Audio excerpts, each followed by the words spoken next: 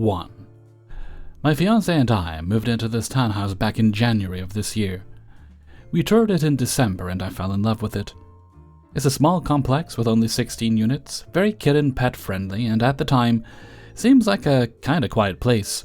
Rent isn't bad for the size, 3 beds, 2.5 baths for $1,200 a month. After we toured it, we immediately applied and got approved the next day. We then moved in January, excited that we had our own place, was living with a roommate before. The first night we moved in, the neighbor to the left of us had the police called on them for a domestic dispute. Obviously that freaked me out, but was thinking it was just a fluke. Well, I was wrong. As we lived here, the police came multiple times during the weekend to that same neighbor for different reasons. I eventually found out that the guy was calling the police on his mother for no reason. If she did something he didn't like, he'll call the police. The last time he called them, they basically told him to quit or else they were going to arrest him. So, that has stopped since then. Things seemed to be getting better, but of course it did not. He would start banging on our walls, almost sounding like he is punching holes in the wall, 'cause they were so loud. This would mostly happen when I was at work and my fiancé was at home sleeping. He works overnight. One day, while we were in the kitchen eating, he came up to our door and banged on it. We have a Ring camera, so we checked it and saw that it was him, and he threatened us, saying, "Y'all have one more mother effing time." We immediately called the police, showed them the footage, and let them know that we had no idea what he was talking about. I called the apartment complex office to put in a complaint about this as well. The next day, the mom of that guy came to us and apologized for her son's behavior. She told us he was saying that we were banging on the walls and that's why he did that. But we never bang on the walls. We're in our late 20s, work full-time jobs, have no kids, and we only have cats and a dog. We explained to her, and she completely understood us and said that she's been trying to get her son mental help, but he refuses to get help. After all of that, the banging stopped, but a few hours ago we got a knock at our door and it's that guy. We spoke to him over the Ring camera, and he was asking us to stop all the noise. I heard it 1,000 times that it's not happening. Can y'all stop? I don't know if y'all are Christian, etc. My fiancé told him we will look into it, and the guy walked back to his space. I don't know what to do. The guy clearly believes that we are banging on the walls when we are not. His mom is barely home, and when she is, she sits in her car most of the time. I think she's just mentally checked out. I don't want me or my fiancé to have any interactions with this guy. My fiancé wanted to later explain to him that it may be the old pipes that he's hearing, but I feel like that is a lost cause. I love this place, but the neighbors are hell. The guy is crazy. He doesn't have a job, and the mom won't kick him out or make him get a job, etc. Me and my fiancé are getting married in February, and I'm not sure if we could afford to move, but I don't want to stay here anymore because of the neighbors. What can I do to help our situation? Sorry for the ranting, but I don't know what to do at this point. I don't think the complex owners are going to help, and I don't think the mom is going to do anything. But I'm scared that he's going to come up to me and or my fiancé while we walk our dog or come banging at our door again. The guy gives me the creeps and obviously is suffering from a mental illness but won't seek help and thinks that we are constantly banging on the walls. Thanks for listening, and if y'all have advice, please send it my way. Hellfreezer's note, the best advice I can give is just keep recordings of everything from your Ring camera. And every time he does come to you and harass you, and you've got that recording, call the police, let them see it. A restraining order, if possible for you, might be an option. At least that way he'll be guaranteed to get in trouble if he violates it. 2. Hi everybody, JT again. If you remember correctly, I shared my story about Terry, the mulleted, mustachioed, flagrant racist son of my former landlord. Well, I figured I would give you an update. For the better part of 3 years now, I have no longer been a renter. A close relative of mine passed away and willed to me their home. I'm not going to kid around with any of you. I had to jump through some pretty major hoops to make it happen. Initially, I was just going to sell it and hope for the best. But I fell in love with the neighborhood, and most of my neighbors are pretty cool as well. I say most of my neighbors because this home came with a caveat. If you guessed Homeowners Association, And congratulations. Winner, winner, chicken dinner. Yummy. The thing is, the person who was in charge for the first 9 months or so I was living in my home was actually pretty cool. Her name was Julia, and she was a military spouse that traveled all over the place. More often than not, she let us know when she was coming by, and we weren't surprised if she stopped off to grab a couple of cups of coffee along the way. She genuinely enjoyed spending time with the neighbors. She even went out of her way a few times to do things like bring Christmas presents and dinner to families who were hurting financially, and she even threw a baby shower for the neighbor across the street. She was part of the neighborhood as well and didn't want anybody to feel uncomfortable if she came by. She didn't rule with an iron fist and was willing to let most things go, so long as it wasn't actively bringing down property values, causing a public disturbance, or otherwise a safety hazard. She would call out little things like tree branches growing into power lines or trash cans left out for pickup sitting too closely to the curb. We had our own private lawn service that would come by a couple of times a month during the warmer seasons, and these guys had a side hustle during the cooler seasons, where they would come out on their own dime and help some of our elderly and disabled residents by raking their yards and shoveling their driveways, just in case they had to get out of the house. Julia was great. But I did mention she was a military spouse. Her husband was still active duty, and they found out he was going to be stationed in Oklahoma for some time. Such a long time, in fact, that they would have to sell their home. The thing about the whole situation that absolutely irks me is that the HOA in my area knew that was a possibility, and yet they still made her head of the association for my county. It almost feels like somebody giving you a really nice Christmas present, letting you enjoy it for a bit, and then snatching it away at the last second. Especially now that we have the current individual, Lorraine, in charge, and calling her a harpy would be a disservice to harpies. On top of that, she has a now 16-year-old son who I can only describe as a massive nozzle. Not long after Julia moved out of the neighborhood, Lorraine stepped into her position. She was just under Julia on the HOA board, and she was promoted. Lorraine made it quite obvious she wasn't a people person through a series of first impressions. She didn't live in the neighborhood, that much was obvious. Julia's house was still up for sale, and not many people in the cul-de-sac had the displeasure of dealing with her, with the exception of maybe 1 or 2 times. Suddenly, we have this daily occurrence where what I can only describe as a true-to-life embodiment of Kyle's mom, the big red beehive haircut and all, driving around her gunmetal grey Ford Flex SUV at a snail's pace, whilst yelling commands at neighbours as she passes by. One of the houses she passes is occupied by a retired older couple, the Petersons. The husband is retired Navy, his wife is a retired kindergarten teacher, and they are truly the salt of the earth. Mr. Peterson has a dodgy hip due to an injury suffered while serving. When Julia was in charge, he made sure it was okay to get his son-in-law, a licensed contractor, to attach a wheelchair ramp to his front porch. As I mentioned, the man has serious mobility issues due to his hip. He uses a walker to get around on the best of days, and when the weather gets cold, you can forget about it. Not only did she okay the wheelchair ramp, she even shopped around on Facebook Marketplace and helped him find an affordable motorized wheelchair. I can go on about the sad state of the American healthcare system, but that's really a long rant better saved for Reddit. But Julia saved him quite a bit of money with her actions. So, Mr. Peterson is out in his front yard, it was a nice enough day, and he was just sitting there, National Geographic in hand, reading it while watching the birds splash around in his bird bath.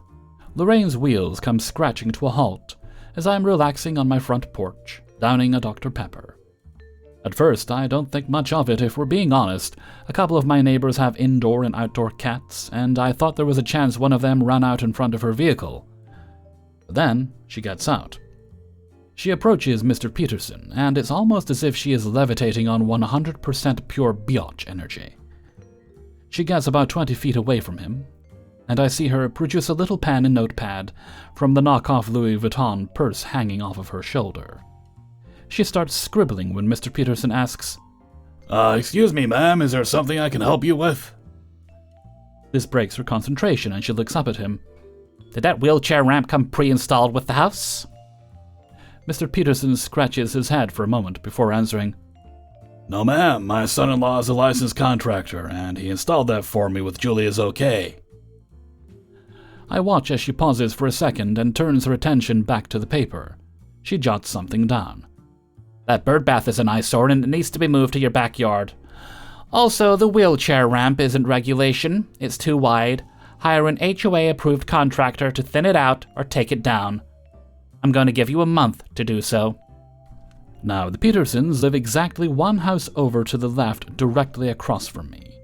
Mr. Peterson's voice carries due to hearing loss, thanks to all the time he spent near loud machinery and such.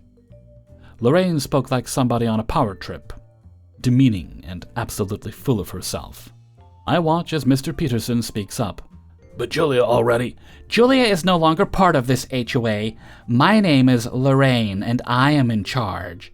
If you keep it up, I'll just write you the fine right now, and you can take it up with the board. She gets ready to continue her little tirade, and I finally screw the cap back onto my bottle of soda and rise to my feet.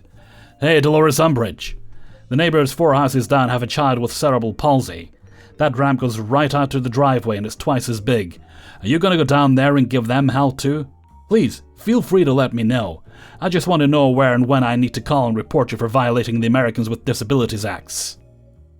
She doesn't like this. As a matter of fact, it was almost as if I looked close enough and listened well enough, she would be doing a perfect impression of a tea kettle reaching peak heat. She high-speed waddles towards me, hard-soled shoes, tapping on the asphalt with purpose. And who, pray tell, are you? Hi, I'm JT. I work as an X-ray tech at the hospital. I like long walks on the beach, really enjoy the work of Alice in Chains, and I can't stand bullies. That man you're blasting, the one across the street, is borderline wheelchair-bound from serving our country. He's a military hero. And yet you're speaking to him with the same amount of respect I would give somebody fighting dogs. It would have been one thing if you spoke to him about the bird bath. He can't lift that and drag it to his backyard, but he has neighbors that would be more than happy to help him do so. But no, you just flexed your Karen instead of treating him like a human being. Don't worry, the rest of the people at the HOA will hear about this. I half expected her tone to change, maybe even a sheepish look at the ground below her feet. Instead I'm met with, "Ha! You are going to report my behavior to the rest of the HOA? Sir, I believe it is my duty to inform you that I am the HOA. I respond, fair enough, I'll keep that in mind. Go ahead and try to find violations in my yard. Do whatever you need to do. Waste my time. Waste yours. But I'm certain you've got better things to do. Besides, I think I hear the Cartman kids singing about you. You might want to check that out. She stood there with this vacant and faraway look in her eyes. It was like she wanted to respond with something, but she couldn't. I'm certain she got the dig at her expense, and I fully expected repercussion. Sure, she might be the HOA in my county, but we do have a state board, and I casually reminded her of that fact before letting her know that if she kept it up, I would be willing to make the 3-hour drive to talk to them in person. So she shut up and made her way back to her vehicle. She didn't make eye contact with anybody on her way there. She just sat in her driver's seat before slamming her door shut and rolling up her window. I watched as she sat in her car screaming at the top of her lungs, while probably cursing my name at the same time. And with that, she drove away. Around a month goes by, and we don't see hide nor hair of her. Suddenly, on a random Sunday, we see her walking up the street making her rounds. At first, I think she's back up to the same old song and dance, just without a car.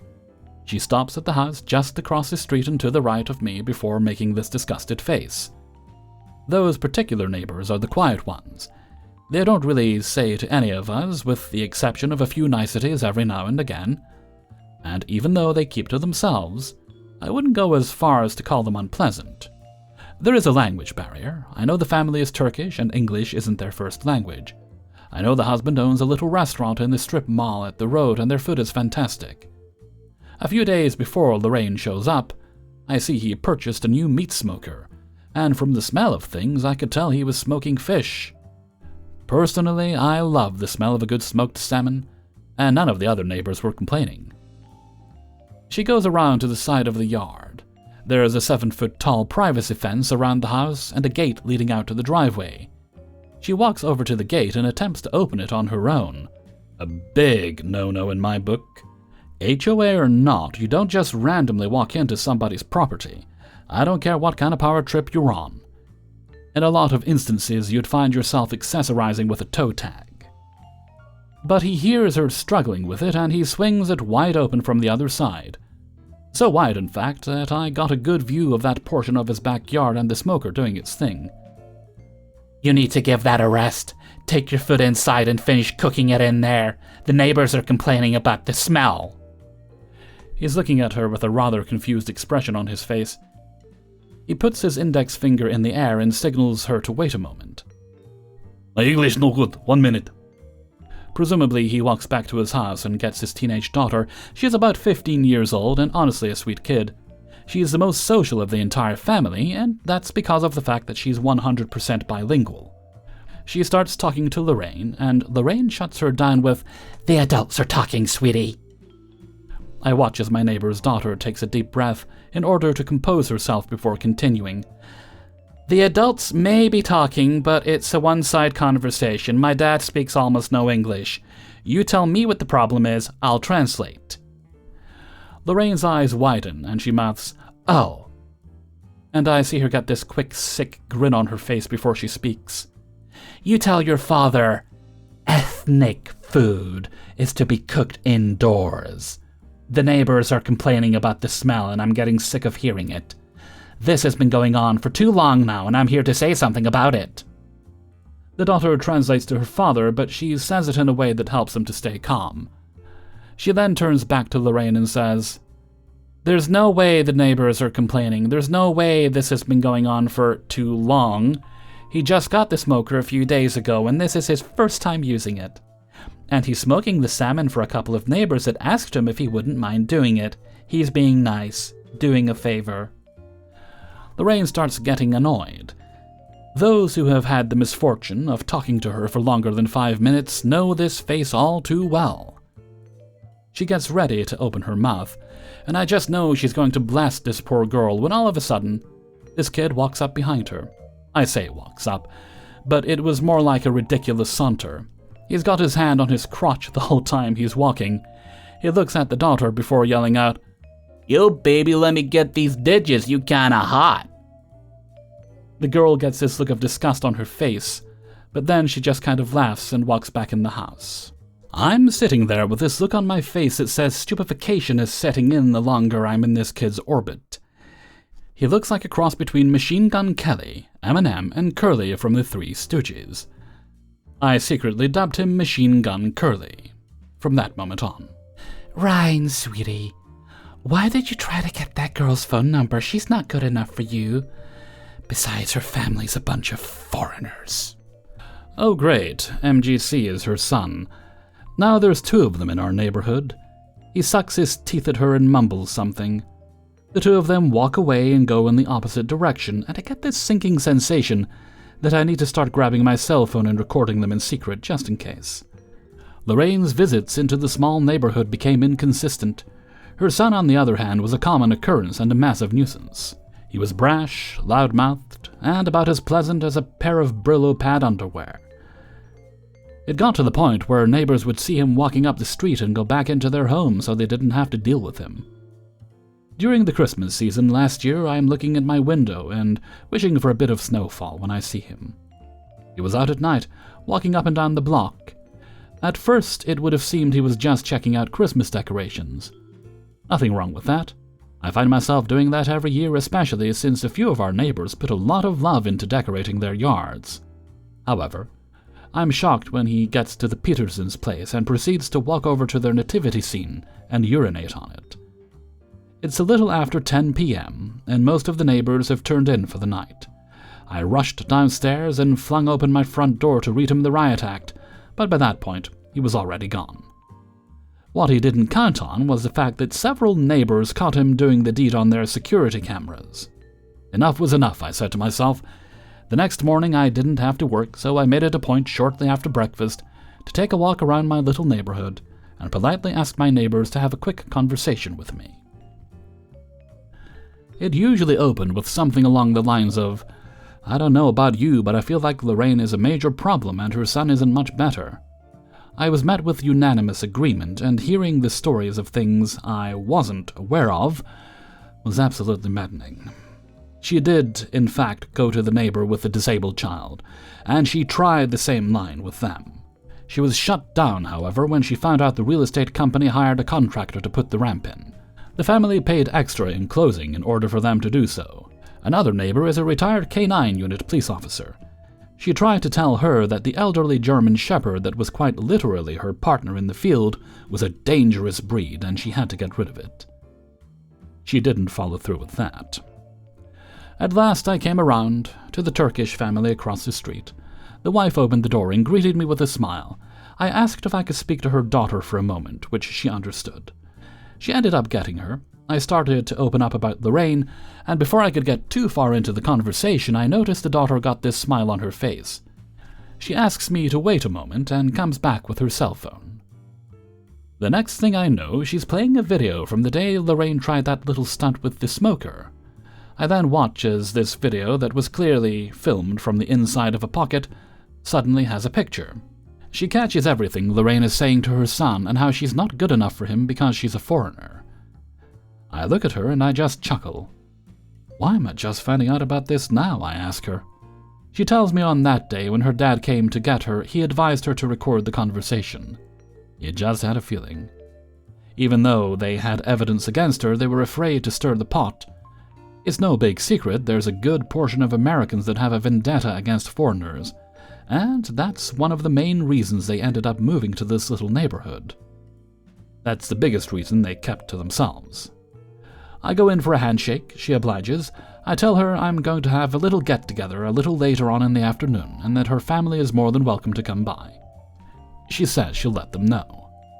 Later on in the day, I have the Petersons, the Greens, the Duttons, who are the parents of the wheelchair-bound kid, and Ms. Kirkwood, the retired officer, and finally, the Cheliks, the Turkish family, all sitting in my living room. We all come to the same conclusion. We have to figure out who to go to in order to get her removed from her seat as the head of the HOA. When we were doing our research, we found out she didn't even technically live in the neighborhood. She was about 6 blocks up in the gated community. Most of us thought this may be enough to do something about her, and we wonder how she even came to be in this position. Nepotism? Entitlement? One thing was for sure, she wasn't long for it. After all of us met up at the county courthouse, they put us in front of the person that could actually do something about it. She was honestly surprised to see all of us standing there in her office, and I think she understood the severity of the situation. All of us presented the evidence we had, and we were right. She actually had no right whatsoever to go around telling us she was part of the HOA.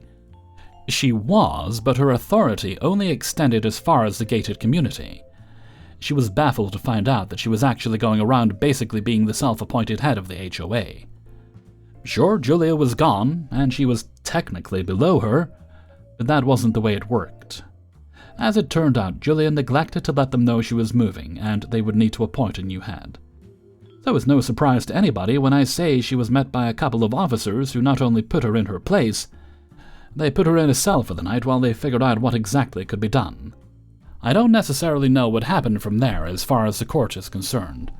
I do know the Duttons are currently in contact with the ADA and are pursuing legal action against her. I do know the Petersons are doing the same thing, as well as suing her because of her son urinating on their Christmas decorations. And I know the Turkish family was able to get her in a proverbial headlock over the things she was caught on camera saying. They're looking into taking her to court as well as trying to find out what options they have to exercise against her. So this brings us to about 2 weeks ago. We had another community meeting. We don't currently have anybody in charge of our HOA, but we have narrowed it down to 2 people we like, 2 people in the neighborhood. The first is retired Officer Kirkwood. She's no nonsense, but she's respectful about it. Her disposition is actually pretty close to Julia's when I think about it. The other choice is Mr. Dutton.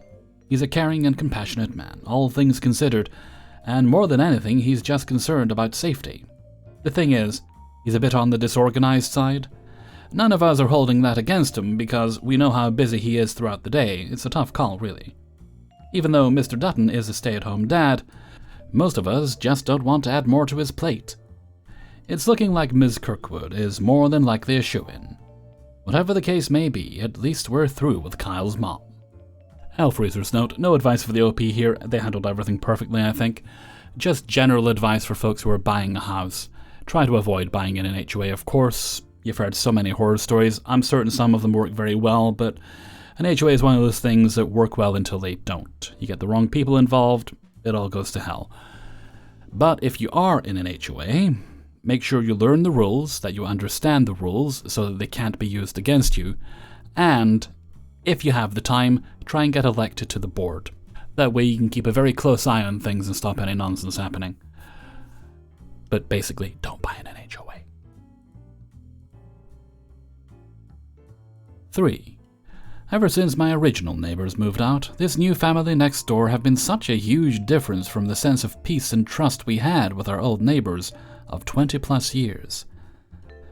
From the first interaction with the new neighbors, red flags. For background, the husband is a chronic cigarette smoker. Always awake and sitting with a smoker's cough outside, almost at all hours of the day and night. He runs a sports bar in town, but he doesn't actually work there, so he's home, talking loudly on speakerphone, outside, smoking, coughing, scolding their infant grandson, etc. He's a very cocky and arrogant personality about his business, and acts like he knows everyone and everyone knows him. Sometimes you wanna go. The baby is his daughter's, who seems to live with them most of the time.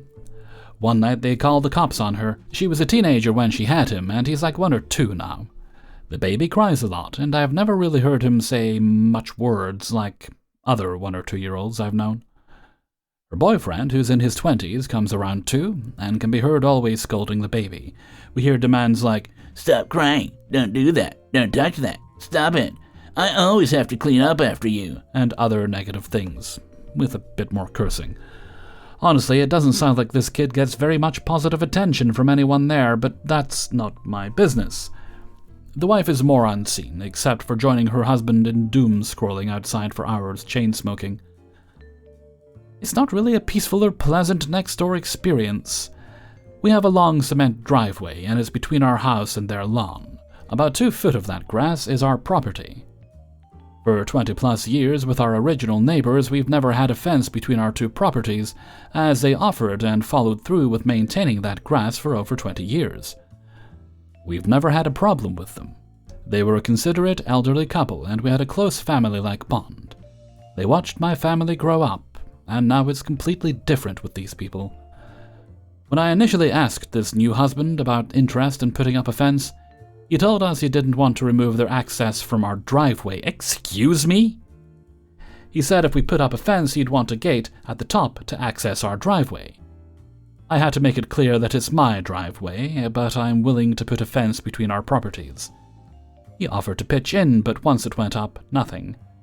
It's best that way, though, so that fence is fully mine. There's currently about 27 feet of space left without the vinyl fencing, though.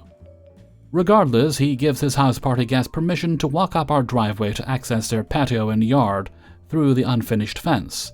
Guests have parked in and blocked our driveway. They've rolled their trash can up using our driveway. It's got to a point I had a surveyor measure my property line so he could put clear boundaries in the grass.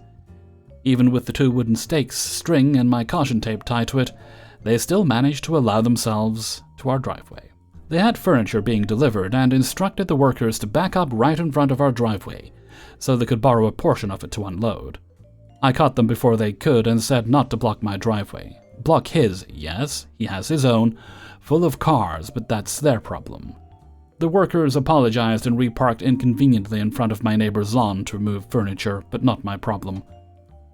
We've had to retie the string countless times because it's always somehow lowered to the ground. This morning, though, the stake furthest down the driveway was pulled out, blunted at the end, and neatly placed higher up our driveway, with the string still attached. It's not an elastic string, so it's not like it bounced so high up the slope of the driveway.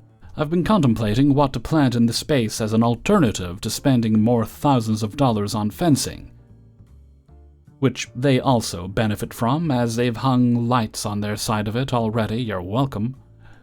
I want fast-growing, lots of sun, thick and low maintenance. Bonus if it's thorny or poisonous, like oleander.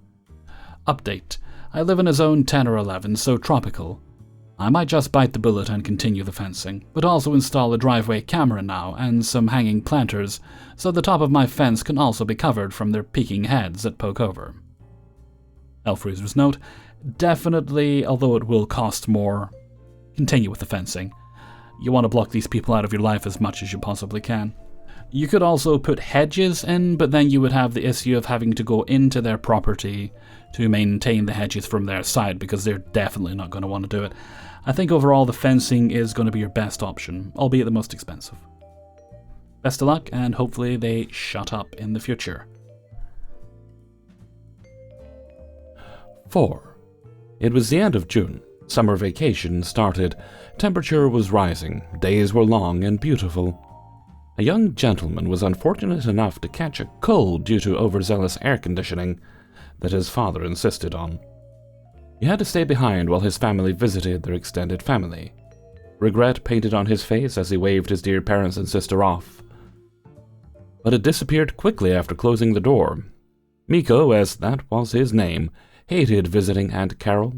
Any excuse was worth it, just for a chance to not have to listen to another one of her religious rants that could bore even the most devoted of priests.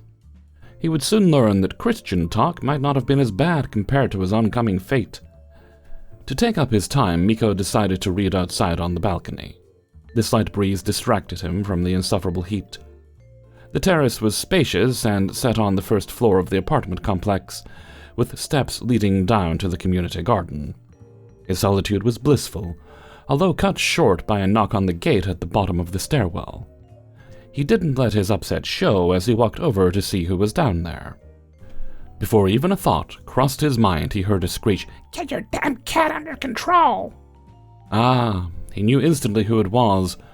Susan, their right-door neighbor. A short, thin woman in her 70s, she was like a living nightmare for anyone who might enjoy their own business. Miko has dealt with her in the past. It was never a pleasant time. "Good morning, miss," he forced a smile upon his face, trying to keep his tone polite. "What is it with my cat?" "This tiny beast keeps crabbing on my flowers." Susan screamed once more, pointing at a cat that sat on a bench by the playground. Even the feline seemed tired of her. Miko couldn't blame it. This lady was like a jammed record. She kept on yelling about the unruly cat. "Ma'am? Ma'am?" Miko attempted to interject her loud words, failing repeatedly. His neighbor kept on screaming for a good 10 minutes before he could say a word. "Ma'am, this is not my cat." Miko finally got to speak. They both looked at the kitty. It was dark gray with white spots, looking at a bird nearby with its ice-blue gaze. The woman stared longer, stunned. "You have a gray-white cat, don't you?" "I do, but she's white with gray patches. Her eyes are yellow and she doesn't go out much, so this cannot be my cat."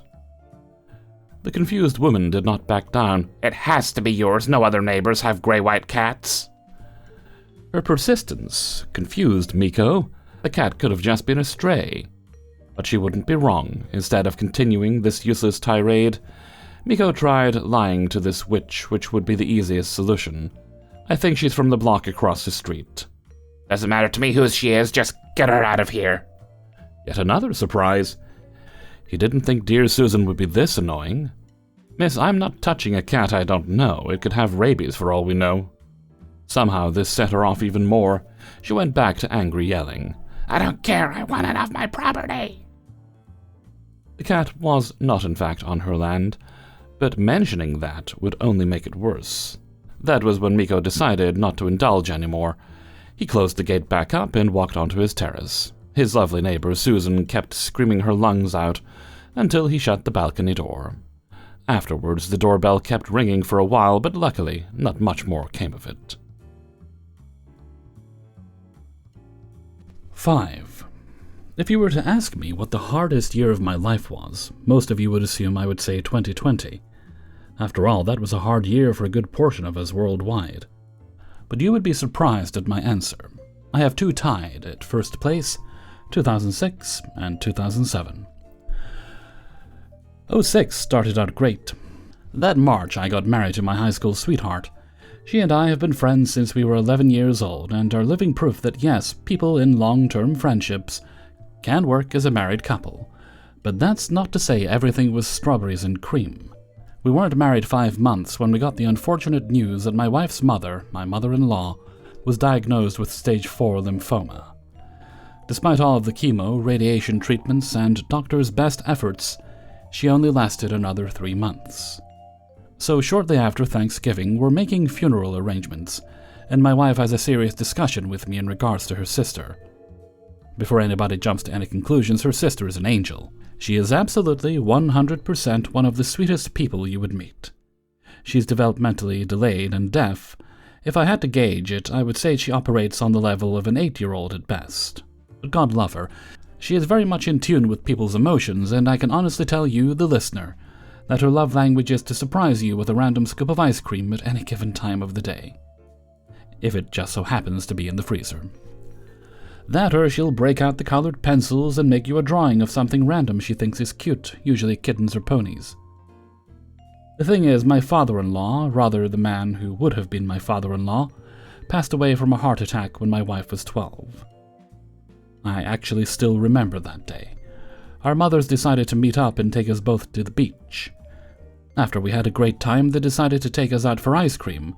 Our ice cream parlor was across the street from where her father worked at the hardware store. One of his co-workers saw us going in, and as we were in line waiting to order, he comes tearing into the place like he was attempting to rescue somebody from a fire. He rushes over to my mother-in-law and asks her to come outside for a minute.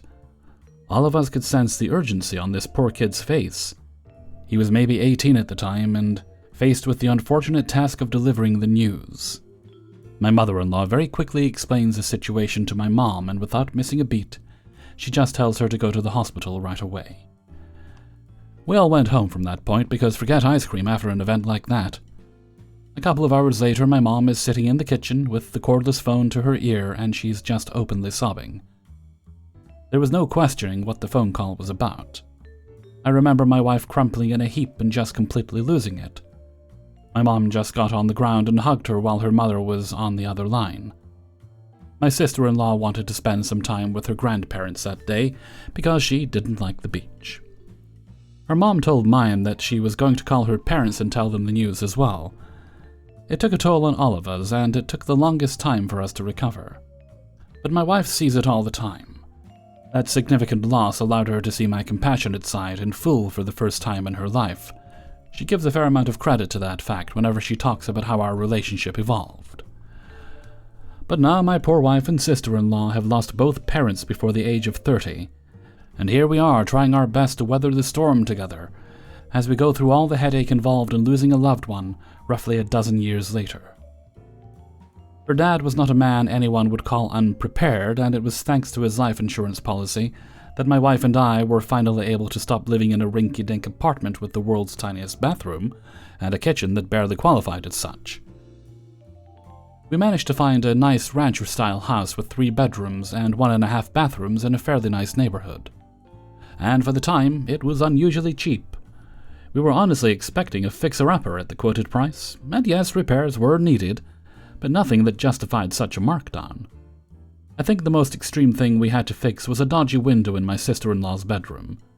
Other than that, we just got rid of the ugly urine yellow paint throughout the house. We just got lucky. That was the mindset we had.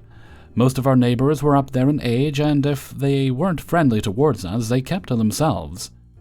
When it came down to the kids in the area, most of them were really well behaved, and once they got a chance to meet my sister-in-law, they did the only thing we could ever ask and treated her with respect. We went from liking this place to absolutely loving it within the first year.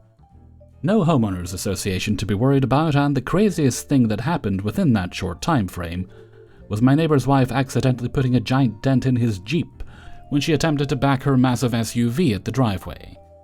We liked it that way. Sure, some people would have called it boring, but we felt safe in our little slice of heaven. And then it became a big old chunk of hell, seemingly overnight. My then 19-year-old sister-in-law was sitting out in the front yard playing on a tire swing we'd hung from the old elm that came with the property, I was planning on keeping things easy and getting takeout that night. So when I went outside to ask her if she wanted Mexican or Chinese food that night, I hear the familiar rumble of skateboard wheels on a concrete sidewalk. I look over my shoulder and I see this teenage girl, probably 15 or 16. She's what you would describe as a scene kid. Big blonde feathered hairstyle with pink and black streaks throughout. She's wearing a pair of black cut-off denim shorts and a pair of black and blue horizontal striped tights or socks, tucked into a pair of black Chuck Taylor studded bracelet, random emo band t-shirt, and a black hoodie. You know, the type that you always saw in those old creepypasta videos from back in the day. I figure she's out having a good time, so I tapped my sister-in-law on the shoulder and pointed her out. We both waved her. She slows down a bit when we catch her attention, and instead of waving back, she does the exact opposite and flips us the bird. She screams out, "Pervy freaks!" before she continues down the road, and I sit there slack-jawed. I look at my sister-in-law and she signs, "She said a bad thing to me." I give this exaggerated half-grin and wide-eyed expression at her as I nod in agreement. We just let it go. Kids, after all, will be kids, and not all of them are well-behaved. We ended up deciding to pick up some Chinese that night, and shortly after we get home, and I'm unpacking the lo mein and coconut chicken, I hear an aggressive knock at my door, like somebody pounding as hard as they can. I don't immediately think peeved off neighbor after everything we've been through. I'm almost conditioned to hear a knock like that and immediately jump to the emergency situation. So I run to the door, thinking there's a chance somebody might need help, and when I open it, the scene kid girl is standing there with a man I soon found out was her father. This guy was probably mid-40s, slightly balding, not really imposing all things considered, 5'8" at most. But he had this aura about him. I've seen an angry father or two in my time on this planet, and he looked like he wanted to rip my head clean off my shoulders. "That's the man who told me I had a nice butt when I was skateboarding past his house earlier, Daddy." The man got right up in my face as his turned a deep shade of crimson. He got nose to nose with me like a wrestler having a stare-down with his opponent before a championship match, and he spoke in a low growl. "This true? Would you pervert my daughter? She's 15, you know. I could have you locked up on the spot." I backed up and put my hands up in protest. "Whoa there, buddy. I was out front with my stepsister-in-law, asking her what she wanted for dinner, when your daughter went skateboarding by. All we did was wave hello, and she flipped us off and called us perverts. My sister-in-law has special needs, and she loves watching people skateboard. That's the only reason we paid your daughter any attention to begin with." The man took a breath, and I watched his face return to normal. He turned back towards his daughter. "That true, Talia?" His daughter looked at the ground, trying to act bashful, knowing full well she's been caught in a lie. She didn't even get a word out before her father stormed away from my door and down my driveway. "What did I tell you about that attitude? Let's go," was all he said to her before she walked away, sulking. I watched them walk back up the block, and I shook my head in disbelief. That kind of lie could have ruined my life if the father hadn't known any better. It was like he was preparing for me to own up to something I didn't even do. I would find out from a few of the neighbors on the street that she had a bit of a reputation and wasn't to be trusted. To say she was a problem child would have been putting it mildly. There was an incident involving her falling off of her skateboard and launching it into the street, only for it to be run over by one of the neighbors coming home from work. She apologized and even offered to pay for a new board. Instead, Talia went home and told her father that the neighbor was angry she was skateboarding in front of her house, and she smashed the board against one of the many light posts on the street and smashed it in half. She was caught in this lie as well, simply because of the fact that one of the other neighbors was out watering her garden, and she saw the whole thing transpire. There was another incident that landed the girl in juvie for a while after she beat the tar out of a neighborhood boy for telling her she wasn't his type. He had to have his jaw wired shut after she finished the beating by smashing him in the face with a brick. And we moved into that family's old house. Joy.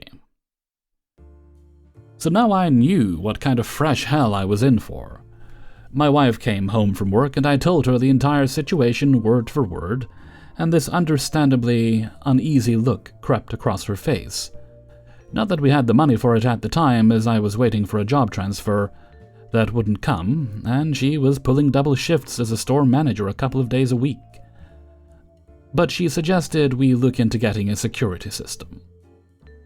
We're talking 2006, 2007, cell phones hadn't quite become the norm yet, let alone affordable security systems. My wife shopped around, and we were able to find a wired 2-camera system for just shy of $750, and that was with a coupon. The camera quality wasn't fantastic. Night vision was black and white and grainy, but the audio was okay. You didn't really have to strain your ears to make out what was said on camera, and despite the obvious limitations of the time, we were still able to make out what was on the video feed during the majority of the time. As long as we remember to clear the built-in SD card once a day, shouldn't have a problem catching any events that may unfortunately pop up. To this day, I still thank my wife for making that suggestion, because a couple of days later, her sister is out front again, and this time she's playing with a stray kitten that made its way into our yard.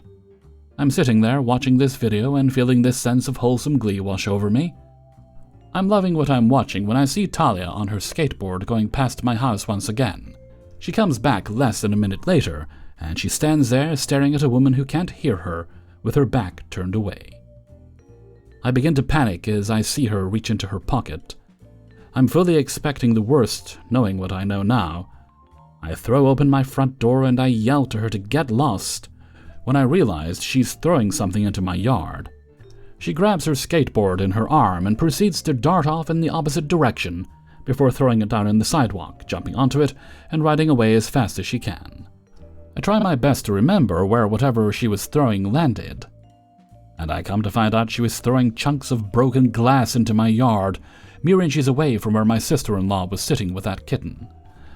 I shudder to think what would have happened had she leaned backwards, using her hand to support her weight, and accidentally found one of those pieces of glass. If the cut was deep enough, it almost would have been like slicing somebody's vocal cords. Her hands were how she communicated, and if you take one away, you take away her voice, even for just a short period. I make sure the neighbor girl is gone, and when I'm 100% certain, I grab the 6-foot ladder out of my garage and pop the memory card out of the camera. My wife is going to come home from work shortly, so I decide to wait for her so we can both confront this little monster and her father with the evidence. I called my next-door neighbor and told him what happened, and he seemed absolutely unfazed by the whole scenario. We must have talked a little over 40 minutes, and he filled me in on the previously mentioned events involving the boy with the brick, the light post incident, and a couple of other things I don't quite remember, but they were bad. Bad enough for me to momentarily question whether or not moving into this neighborhood was a good idea. I finally muster up the courage to ask him where her family lived, and I was shocked to find out she lived right behind us on the opposite block. That only compounded things. Now I was worried she would jimmy loose a couple of boards on our 8-foot-tall privacy fence and cause havoc in an area where there wouldn't be very many witnesses at all. I thank him for the info and I wait for my wife to come home. Not too much time later, she gets in the door and I've got an obvious look of worry on my face. I tell her what happened with the glass and she goes into the garage where her sister is still playing with the kitten. She managed to coax it indoors after I asked her to go play somewhere a bit safer. She comes back after a couple of minutes, letting me know that her sister was coming with us, and the kitten was staying in the garage until we got back. So we all pile into my Jeep and drive around the block to their house. Unfortunately for us, there was nobody home at the time, but I'm persistent, always have been, always will be, and I told my wife I will keep going over there until I had a chance to show her father the footage. To be on the safe side, I saved it for my laptop before clearing out the card I'm putting back in the camera. The next day was thankfully uneventful. My wife was off work and she decided she would stay and hang out with her sister while I went ahead and put in some job applications. The whole not working situation wasn't doing any favors to begin with, and now having to worry about this little psychopath was making things worse. It was a long day of driving around within a 20-mile radius, and even though I got a few bites, so to speak, I was still going home jobless.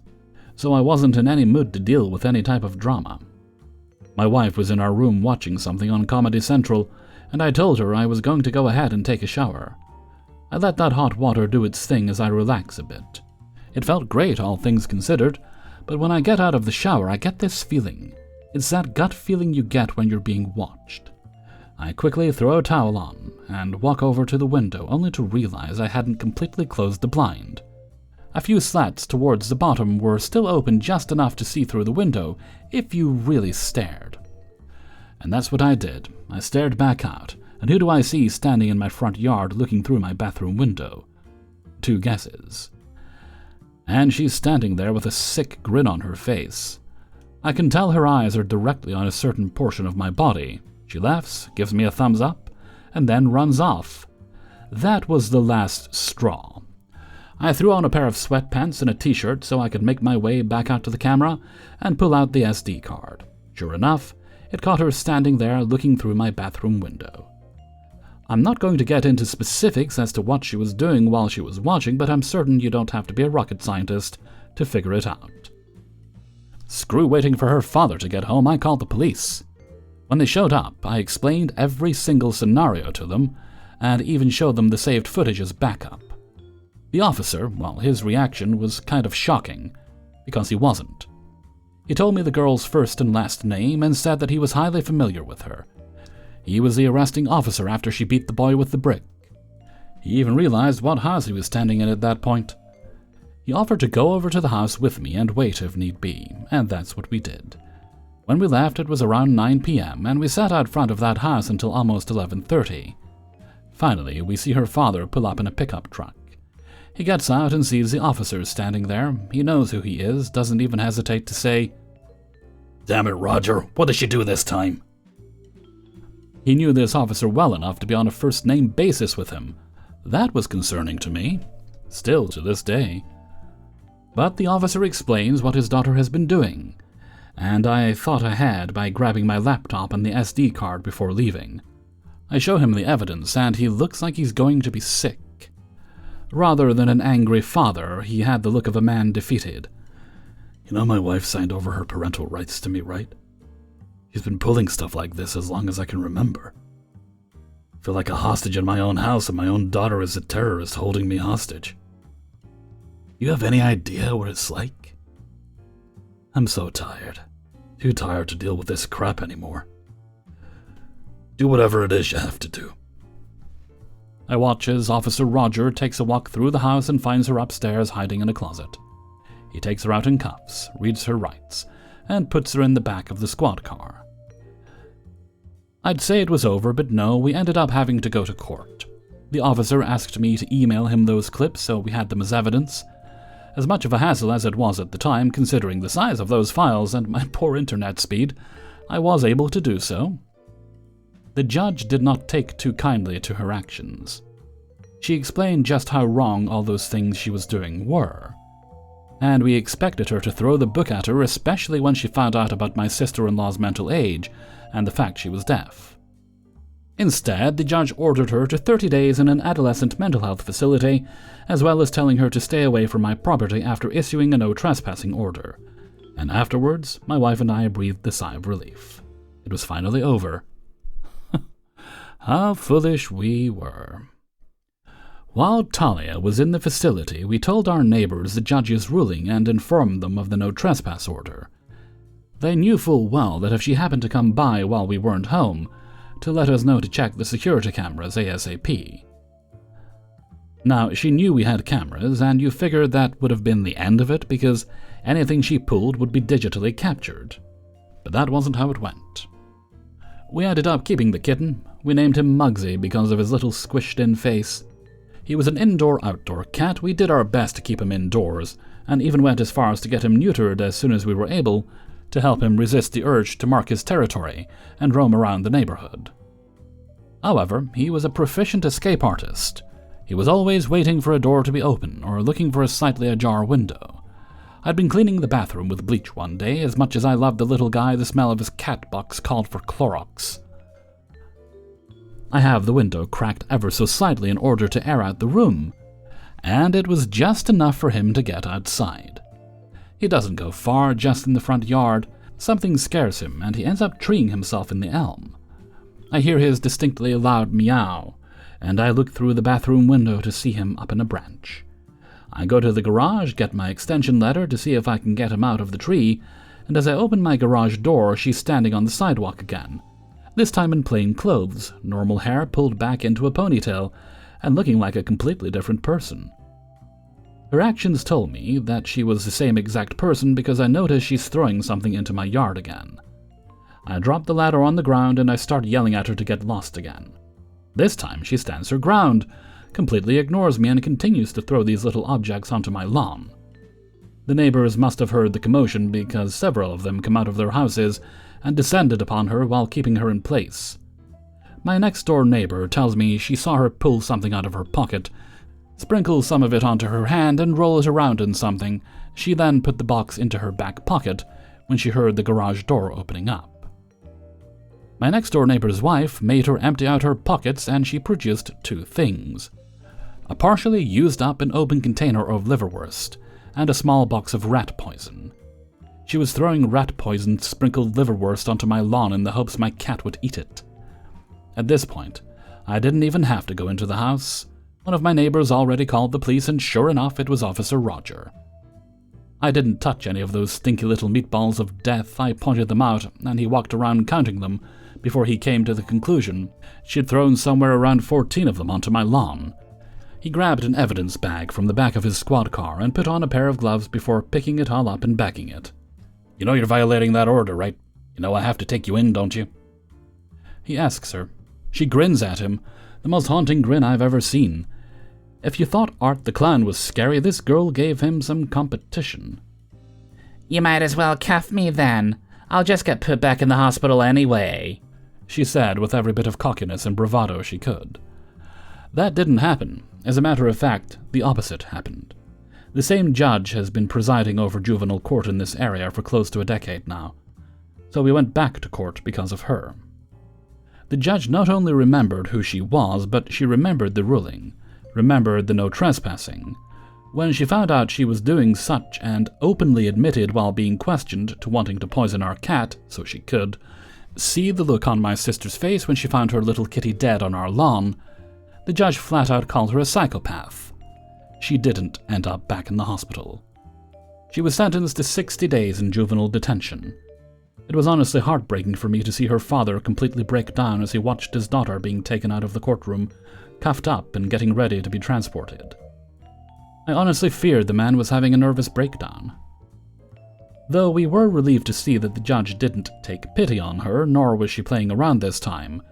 The emotional turmoil she was putting her father through was obvious this time around. As we left the courtroom, the judge asked him to stay. I don't know what they talked about, but I will say this much. We sold the house in 2017 and moved away. After that day in court, we didn't see her or her father again. I do know less than a year after the crap hit the proverbial fan for the second time, their house was up on the market. It took just a little over a year for it to sell. An older retired military gentleman and his wife were the ones to purchase the house. They weren't incredibly social, but they were nowhere close to the nightmare that was Talia. After that nightmare, I got a job working for waste management. The pay wasn't fantastic, but we were able to put enough away just in case. My sister-in-law wanted a bit of independence. Despite everything, she didn't necessarily live in her own little world. If it feels as if I put it that way, my apologies. She understood to a degree everything that was going on. She was also craving her own bit of space. So, after we found a decent agency that works with people who have various disabilities, they hooked her up with a caseworker. After they built up a bit of a rapport, this caseworker helped her get into an apartment complex a bit down the road that catered to her needs as well as others. We ended up moving one town over because oddly enough it's closer to the apartment complex, because she made it pretty apparent she needed us less and less. She ended up dating a young man who lived a few apartments down, and they ended up moving in together. Eventually they got married in 2018. They go together like peanut butter and jelly. It's great to see her happy, it really is. Occasionally, I still think back to those times with that absolutely soulless girl, and I'd be lying if I didn't have the occasional nightmare about her. But that's the past, and I prefer to keep moving forward.